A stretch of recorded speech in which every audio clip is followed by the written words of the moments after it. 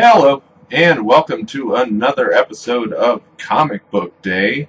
I'm Joe, and as always, I'm going to show off what comics I bought this week, and we'll talk about comics. So this week, I got Secret Empire number 5.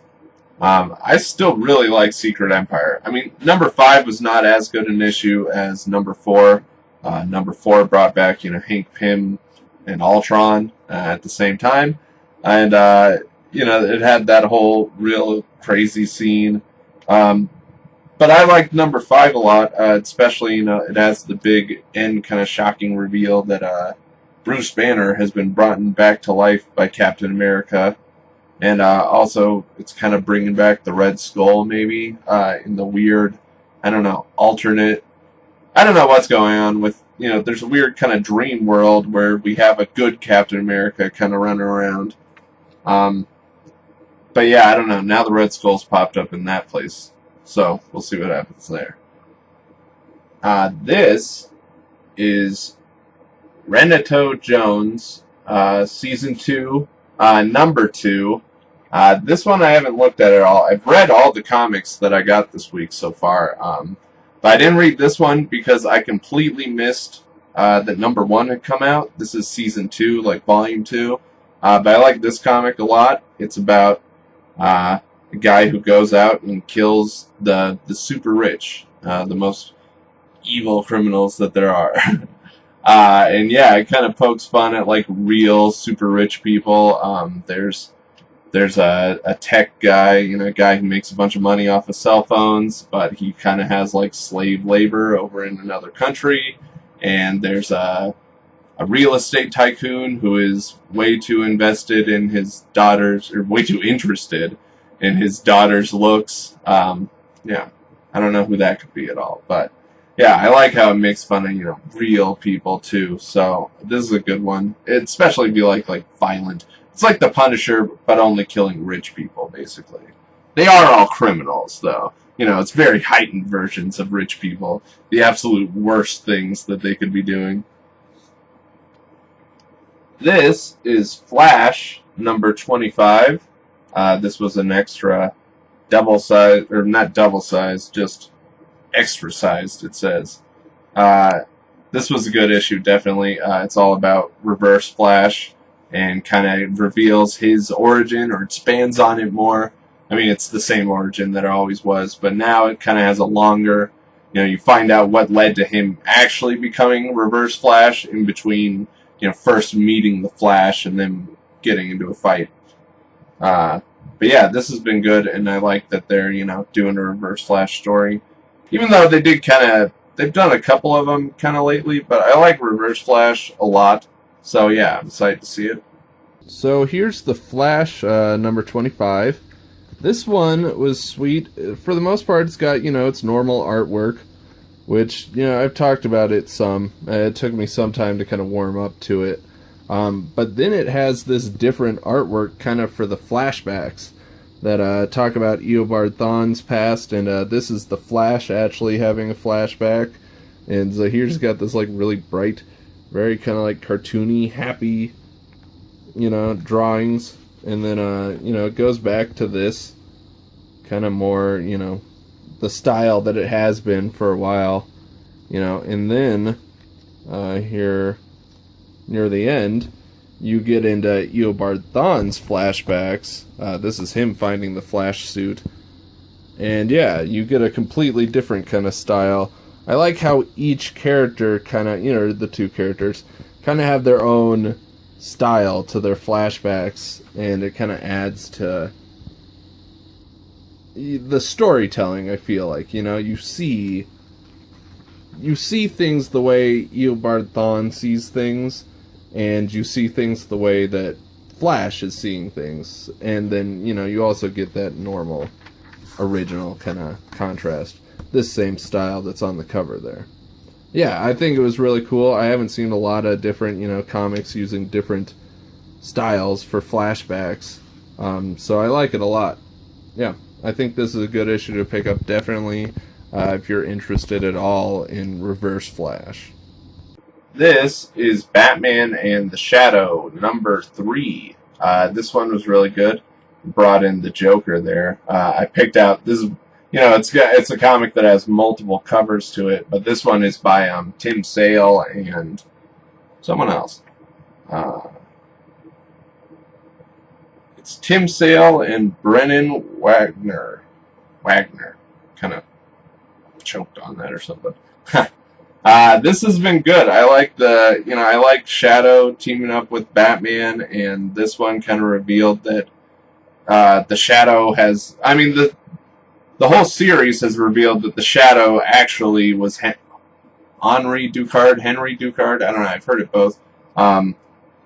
But yeah, he was impersonating him kind of to train Batman, and now this reveals that he is intending for Batman to take over as the Shadow for him. Also, this brought in the Joker, who's teaming up with the main bad guy, the Stag, and he's trying to kill Batman because Batman is like the best person in Gotham City, and that's what he needs to get unlimited power.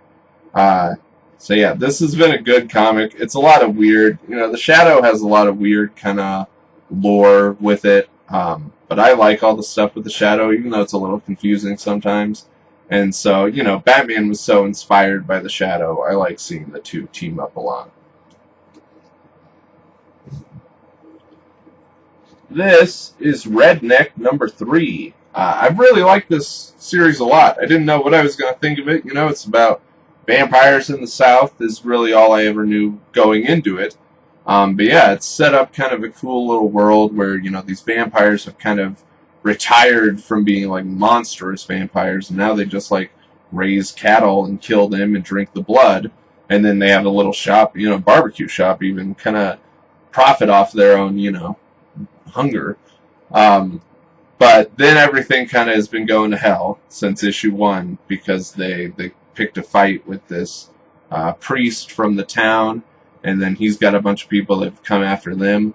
This is the aftermath of them trying to attack the house, the vampire's house, and all the guys were just slaughtered right away by the vampires. Vampires are very, very strong in this. They have, psychic powers in it. There's a couple of vampires that do at least. And so it's always cool to see that, like, stronger kind of vampire that exists among other vampires. And then at the end of this, it kind of is getting into some of the origin of the main character, Bartlett. So yeah, I want to see that going forward, definitely. It looks like it's going to explore how he got turned maybe into a vampire, I'm thinking.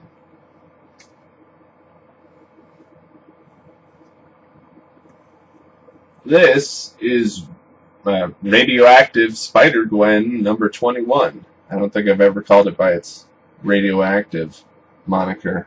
I don't know what you call that, actually. What is it, just a adjective? What do you call it when you add that, extra thing above a comic title? Astonishing, amazing, radioactive.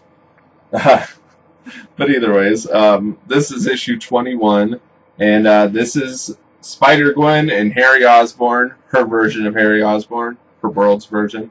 They're on the run from Matt Murdock, who is the Kingpin in these comics. They're also on the run from Logan, who's just been brought in. He is an assassin for S.H.I.E.L.D., along with Kitty Pryde, who also has claws. She's kind of this world's version of X-23. She's got just the 2 claws instead of Logan's 3. And yeah, this story is always really great. I like, it's a really interesting twist that, changes from the original universe. And then I like the artwork in it a lot, and I like just Spider-Gwen and Gwen Stacy's attitude a lot. Her personality is really good. It's very Spider-Man-like, kind of, in the same vein of other Spider-Men, Spider-People now, and Spider-Pigs.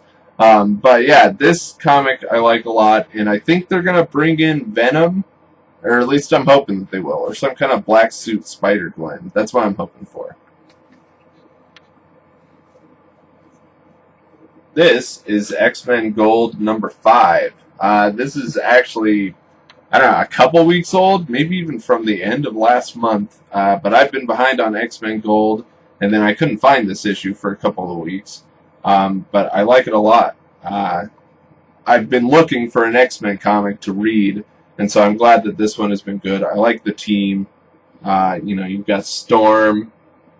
This is all really little picture. You've got Storm, Nightcrawler, Colossus, Old Man Logan, whatever they call Jean Grey and Scott's daughter now. I think she's called Prestige now. It's a new name that she just got. And Kitty Pryde is their leader.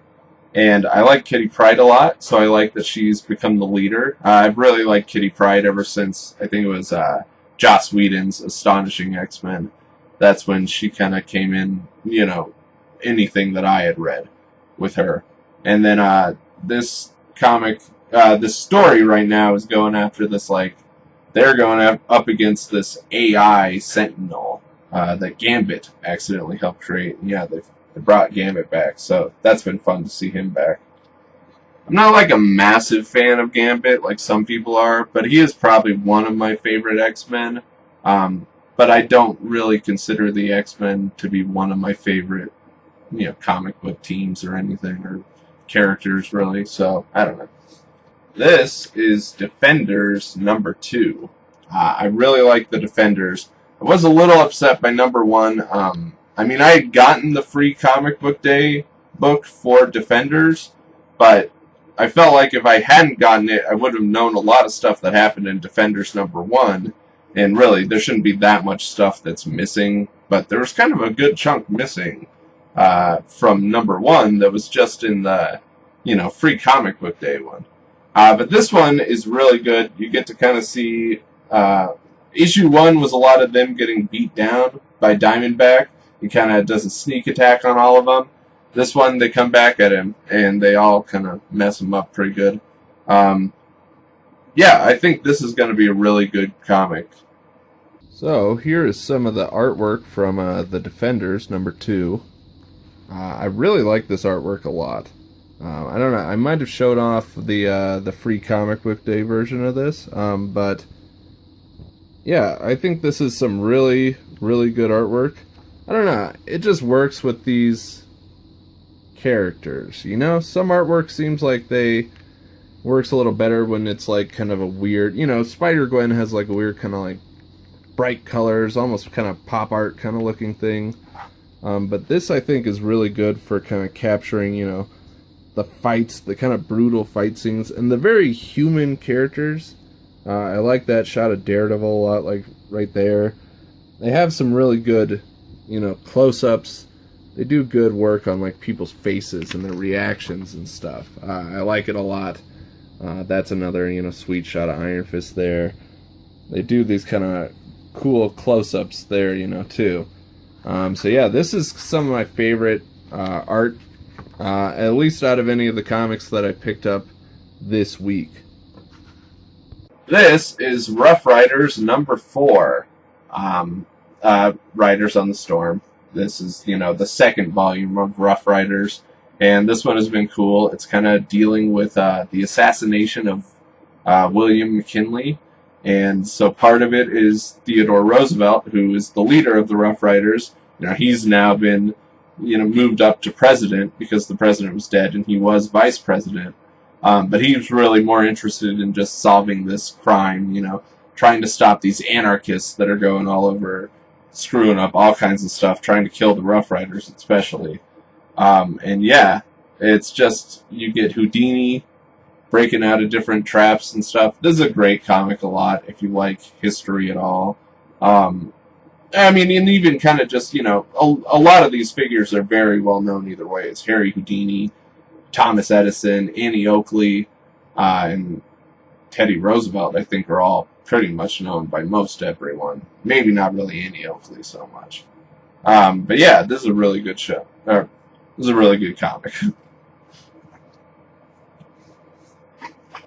And yeah, I said I got caught up. This is X-Men Gold number 6. I think this is actually a week old, but I couldn't find number 5.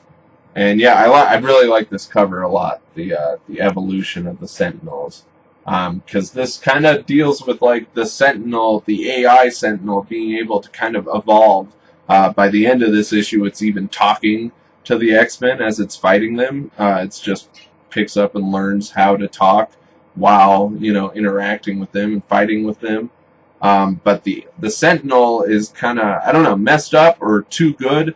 They're going after anyone with any kind of slight genetic mutations. So they're going after colorblind people. They're going after bald people. They're going after people with like cancer or different diseases, you know, that don't really register correctly in the human body and count as genetic mutations. Yeah, the Sentinels went nuts and went after all of them. It's actually kind of like a nanomite swarm of a Sentinel too. So yeah, it's going to stick around for a while, I think, so it'll be cool to see that. And that is the show.